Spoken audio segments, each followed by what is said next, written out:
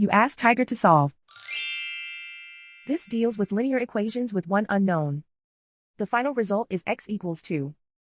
Let's solve it step by step. Group all x terms on the left side of the equation.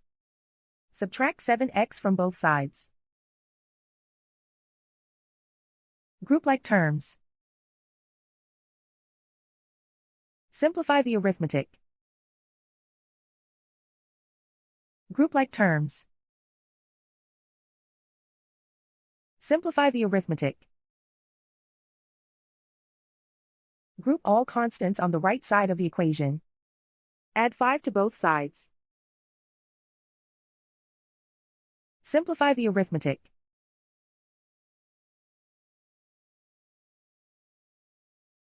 Isolate the x. Divide both sides by 6. Simplify the fraction. Find the greatest common factor of the numerator and denominator. Factor out and cancel the greatest common factor. And so the final result is x equals 2.